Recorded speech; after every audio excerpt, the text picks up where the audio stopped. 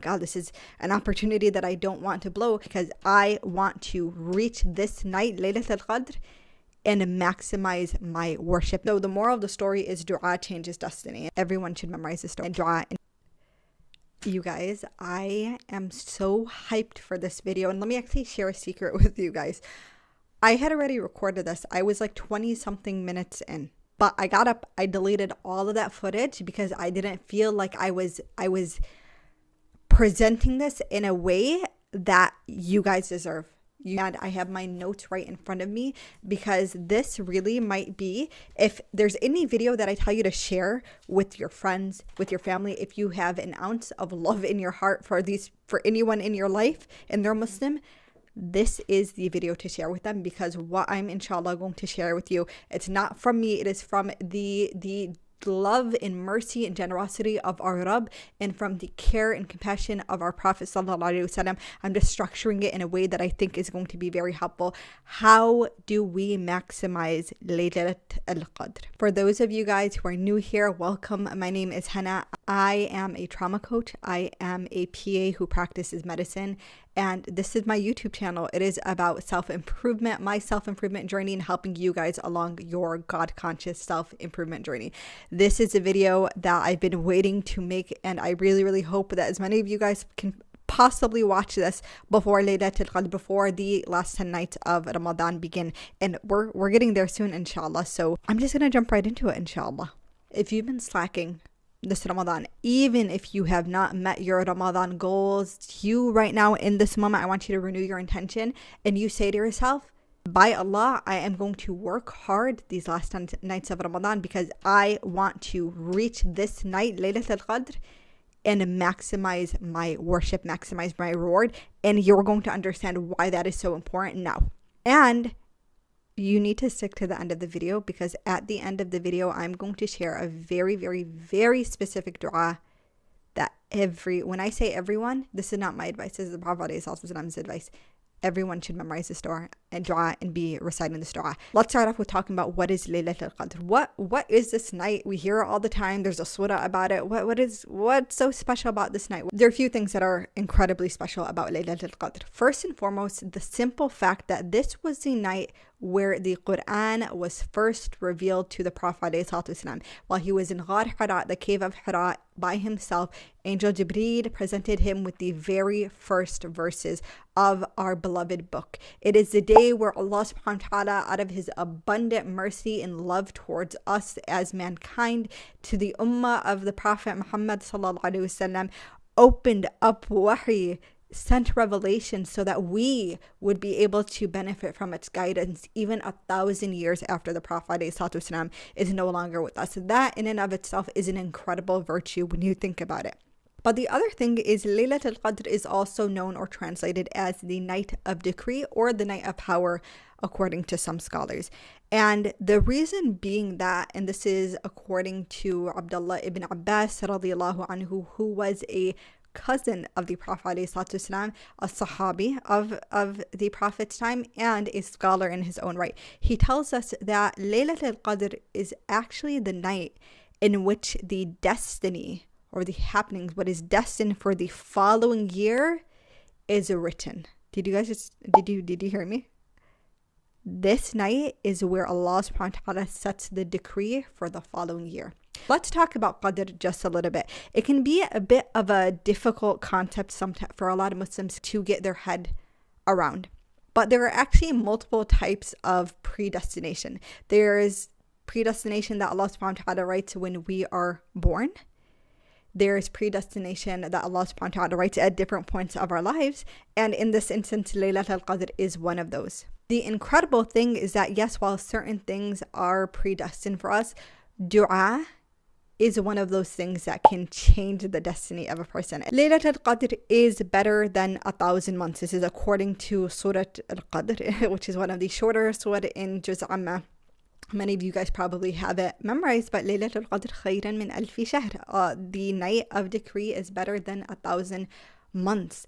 Meaning the worship, the good deeds that you do, the time that you spend in Laylat al-QADR with Allah subhanahu wa ta'ala is greater than the reward, the virtue of 1,000 months of worship. And 1,000 months roughly adds up to around 83 years. That's an entire lifetime. Isn't it? It's just so cool, you guys. I'm not gonna even go. It's just so cool, subhanAllah, that we have this night that is better than 1,000 months. This is why we try to maximize the night. I feel like for the past several months, because as I've been doing my goal setting and thinking about the things that I want to achieve, ultimately to attain the pleasure of Allah subhanahu wa ta'ala, it is so exciting to think that there's going to be that night where I can just sit down with Allah subhanahu wa ta'ala and know so actively that He is considering my dua in the writing of what will happen in my upcoming year. And how often I don't know if you guys have had this experience, I certainly have, where you made dua for something during the last 10 nights of Ramadan, and then you look back a year later and it happened.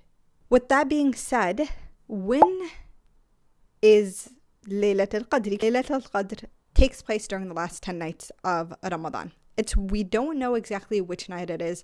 If someone tells you that it's always the 27th night, please understand that that's actually been refuted. It is not always the 27th night of Ramadan. It is one of the last 10 nights. And more specifically, another hadith of the Prophet ﷺ tells us that it is during one of the odd nights of those last 10 nights. The night of Laylat al-QADR is from Maghrib time, so just after Maghrib, to Fajr time. It ends at Fajr. There's that window of maybe 10 hours or so. Here's the thing that's a little tricky. Half the Muslim Ummah started Ramadan on a different day. For example, my husband and I, we started fasting on Monday, but there are other Muslims who started on Tuesday. While there is a difference of opinion as to moon sighting versus scientific calculation, the reality of it is that Ramadan can only start on a single day. And so only one of those groups of people was actually correct in the start. And as it relates to Laylat al-QADR, if we know that Laylat al-QADR is during the odd nights, but now half of us are praying odd night on a separate day, that actually might be an even night, we're kind of tossing up whether or not we are going to come, if we are going to actually experience Laylat al-QADR. I bring this up not to shame anyone, but rather to say, because we don't actually know which night is the actual odd nights of Ramadan, it is recommended to just worship every single night of the last 10 nights. We got all of that information out of the way. I hope now you should be feeling excited. You should be feeling like, oh my God, this is an opportunity that I don't want to blow. And we are going to start talking about some of the very practical ways to maximize this night. You guys know me. If you watch my channel, I'm all about systems. I'm all about practicality. I'm all about how do we take action. A lot of Muslim content creators, influencers are very much about the vibes. And the vibes are beautiful. Tazkiyah is a very beautiful thing in our deen, but the Prophet ﷺ was also about action. Let's talk about some practical things you can do. The first piece of advice that I have for you guys is make a dua list. Make a dua list. And in fact, today I am going to be working on my dua list, and I will take you guys along with me to show you guys exactly how I structure it so that you can steal my system, feel free to, and create your own dua list. Whether you want to write it in a journal, whether you want to type it on a Google Doc. The benefit of creating this dua list is that you are not going to forget to make dua for something. So often I find, at least for me, I don't know if you guys can relate, comment below if you relate. When I'm making dua about things during Ramadan, I would forget. I was like, oh my gosh, what did I want to make dua for? And I felt like I kept missing duas and I'd remember them later. And so having the dua list is not necessarily so that you're reading off of it like you're reading a letter to Allah subhanahu wa ta'ala, but rather to have something to look back at so you remember what the desires of your heart were. And make sure that your dua list is all encompassing of all the things that you want to see, inshallah, in your life. Okay, you guys, I was going to show this to you initially on my laptop, but then I figured it's probably easier, less of a glare if I do it on my whiteboard. So that's, you're currently looking at my apartment floor, but inshallah this is going to help you guys tremendously on how to create your dua list. So this is how I categorize my dua list. Basically, I create a Google document with a bunch of these categories. First one is akhirah and deen. Obviously, your akhirah and your deen are the most important things in the entirety of your life because they determines the rest of infinity for you. The rest of the things that I put on my dua list, and of course you can change, modify based on your situation, based on what it is that you would normally want to pray for. I like to make dua for my physical health, my mental health. I make dua for my family, my siblings, my parents, my nieces and nephews. I make dua for my friends, especially for those who have children, for those who are married, and then for those who are unmarried. Making dua for the ummah and those who are under oppression in our ummah, asking Allah subhanahu wa ta'ala to free them. I ask Allah for specific things regarding knowledge and character. Of course, I make dua for my marriage, and specifically, I make dua for my husband. And for those of you guys who are not married, obviously you'd want to, if you're interested in getting married, that would be a really, really helpful thing to make dua for. For my business and obviously my YouTube channel. Now, this might not apply to everyone because not everyone has a business or channel. So it might be that you make dua for your career or your studies or whatever it is that you're endeavoring towards. And then I make dua regarding wealth. The Prophet ﷺ specifically advised us to make dua to protect against poverty. So I make dua for wealth, and I make dua for future children, asking Allah to make it easy for when we want to have kids, as well as asking Allah subhanahu wa ta'ala to guide them and protect them from the attacks of the shaitan and keep them safe. So this is, if you want to take a screenshot of it, I'll just do this. Sorry guys, I had to bring in the mic, but you can take a screenshot and inshallah use it for your own benefit. Now back to the rest of the video. If you want it to be super extensive, let it be super extensive. If you don't want that, that's okay too. That's fine, inshallah. Just do something so that it helps you. This is something I also recommend people do when they're going for Umrah, because it's so easy to forget what you want to ask for. Now, why is dua so powerful? I actually want to share a story with you guys. And this story is one that isn't from the Quran. Rather, it is a story from Bani Israel. We are taught as Muslims that this is actually a story. The virtue of it still stands, and the conclusion of it is still valid. And so scholars use this story to exemplify the power of dua. So Musa alayhi salam, according to the story, is met by a woman who comes to him and asks, "Can you pray to Allah that I am granted a child?" And so Musa makes dua for this woman, and Allah subhanahu wa ta'ala reveals to Musa that it has been written for this woman to be barren. And what that means is that it was written that she'd be infertile. She wouldn't be able to have children. And so Musa alayhi salam comes back and he lets this woman know that that is what was revealed to him. And you can imagine she might have felt so defeated in that instance, to think of something that you want so badly was not written for you. And, of course, we try our best to be pleased with Allah subhanahu wa ta'ala's decree for us. But at the end of the day, she's human, and there's an acceptance process. SubhanAllah, they say years later, Musa alayhi salam meets this woman again. She's holding a baby. And she tells him that it's her child. You gotta imagine Musa alayhi salam is confused, because he understood that it was destined for her not to have children. And yet here she is telling him that she got pregnant and had a kid. And so Musa alayhi salam inquires about this. And it is found out that this woman made such relentless dua. So with so much rigor, she prayed to Allah subhanahu wa ta'ala, hoping from his might and his power and his mercy that he would grant her what she asked for, even though it was not destined for her. She just made dua over and over and over again. And subhanallah, the story goes to say that Allah subhanahu wa ta'ala found that his mercy overcame that which he had predestined, and out of his mercy he destined for her what was previously not destined for her. And so the moral of the story is dua changes destiny. And this is from the Prophet ﷺ, that dua changes destiny. So do not lose out on hope. If something is, if you feel like it's not happening, not meant for you, dua truly changes destiny. And Laylatul al-QADR is the night where the destiny for the following year is going to be written. So maximize those duas. And the nice thing about also having a list, you guys, is the fact that you have something objective to look back to. So when those duas do get answered, inshallah, you can check them off and you remember what to be grateful to Allah subhanahu wa ta'ala for. Another thing around dua, you guys, the etiquettes of dua. Make sure you take time before Laylatul al-QADR to learn the etiquettes of dua. I have a little digital download that you can use that shows you how to construct a dua according to the recommendations of the Prophet ﷺ. I'll go over it really quickly here, but it starts by the praising of Allah subhanahu wa ta'ala. You go on to humble yourself, request and show that you have need. You make your ask, you end with salawat. And so it goes into much more detail, especially like how to really dive in to your dua. Go ahead and check that out in the description after you finish this video, inshallah. The last thing I want to talk about is habit stacking your dua. Habit stacking idea is a self-improvement concept where you essentially pair a habit with another instituted habit that you have so that it's easier to perform the new habit. So for example, if you have a habit of making coffee every single morning, but you're trying to increase your knowledge of some sort of topic, maybe you start stacking that with listening to a podcast while you drink your coffee. That's what habit stacking is. When I'm referring habit stacking during dua, what I mean is you're making dua, but stack it with the times where we know dua is most likely to be answered, or the duas are most powerful. This is like barakah and barakah, subhanallah, because the Prophet ﷺ already told us when the du'as are most likely to be answered, right?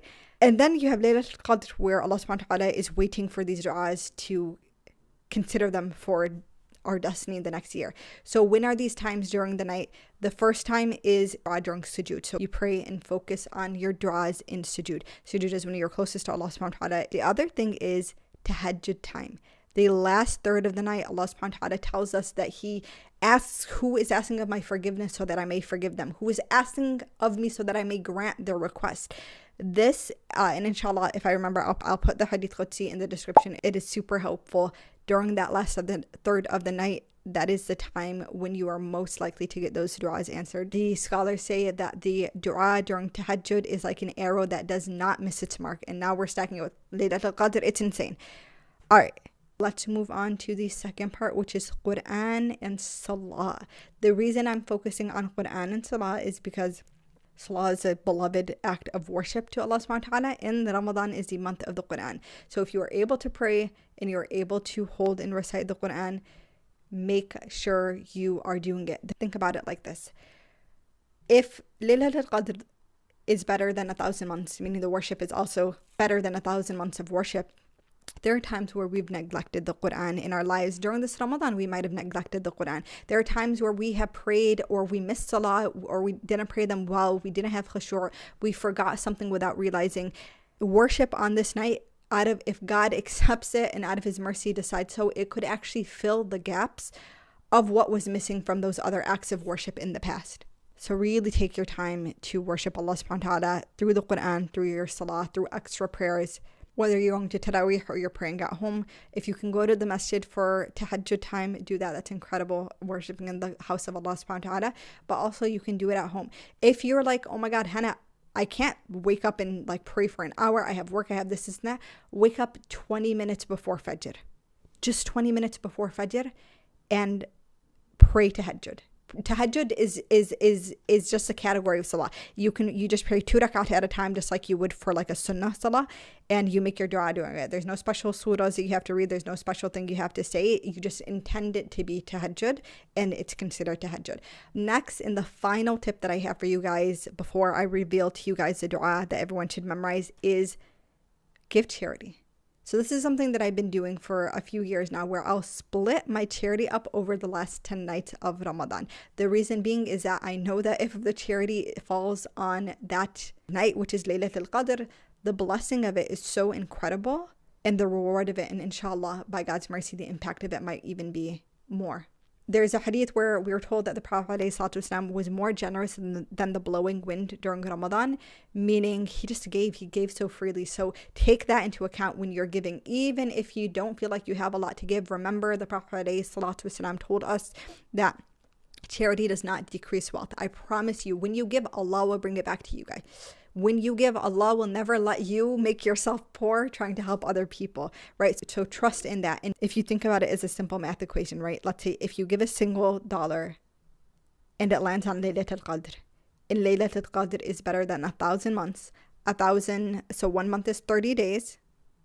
So that's 30 times 1,000, that's 30,000. It's like giving $30,000 in charity. Most of us would never be able to do that during the month of Ramadan, like actually give 30,000 unless you're balling out. And if you're balling out and you're watching this channel, first of all, share your secrets too. Hey, hit me up for a sponsorship. I'm kidding. I'm joking, you guys. But the point being is that the reward is maximized so much, so take advantage of that during the last 10 nights. Now, I've talked a lot. I hope that you guys are still hanging out here. If you made it this far, please, please, please, please, please comment below. Like, pause the video, comment something. I don't care what you comment. Like this video. It will push out the video to other people. The reason why this is so important during the first 24 hours is because, you guys, Laylat al-QADR could be any of those last 10 nights of Ramadan. It's coming up close. I want people to see this video beforehand so they have the tools, and know that when you do that, and people, if because of your efforts, other people get the benefit of this video, they start doing the worship, you get the reward. You get the reward for 1,000 months of worship. That's insane. That's truly insane, subhanAllah. Like, I feel like my brain's breaking right now at how incredible Allah subhanahu wa ta'ala's mercy is. All right, moving on. Aisha radiallahu anha, our mother, she went to the Prophet ﷺ and she asked him, what if I'm going to ask for anything on Laylat al-QADR, what should I be asking for? And the Prophet told her this dua. I will put it up as a actual image so you can screenshot that as well. This is a dua. Allahumma innaka afuwan tuhibbu al-afwa fa'fu anni. Allahumma innaka afuwan tuhibbu al-afwa fa'fu anni. Translating to, oh Allah, you are the pardoner. You love to pardon, so pardon me. Pardon is different than forgiveness. Forgiveness is Allah recognizes a sin, He forgives you for it, meaning He doesn't give you the punishment for it, but it's still on your record. Afu, or pardon, Allah sees the sin, doesn't punish you for the sin, erases it, and it's as if it was never in your record. So it's as if it never happened. Memorize this dua. Write it on your dua list. If you have a hard time memorizing things in Arabic, write it on the dua list. Make sure you say it in Arabic. Guys, I genuinely, truly, from the bottom of my heart, hope that this video was beneficial to you. It is much longer, like I said, than usual videos that I make. It is with purpose. I really, really wanted it to be jam-packed with value, jam-packed with practical things to do. I want you to feel excited and inspired, and I want you to feel like I want to share this with other people. I want other people to benefit. I want us all to maximize this reward. Please subscribe if you found any benefit in this, inshallah. And like always, I will see you in the next one, inshallah. Boop, I forgot something. To my sisters who are on their period and you are not able to pray, you can't hold the Quran, the physical mushaf, in your hand, please know that I made a video very recently. It should be like 2 days before this, one of the most recent videos, about how to maximize your worship, how to stay close to Allah subhanahu wa ta'ala while on your period. Please, please, please go watch that video. It's going to help you shift your mindset around being on your period. It's going to help you understand that yes, you still can get just as much reward. If you're a man who has sisters, daughters, if you're married, if your mother, if any of them are not praying during the last 10 nights, share that video with them as well, inshallah. And it can be really hard for a lot of women who get their period during the last 10 nights. So for that reason, I hope it's a benefit to you guys.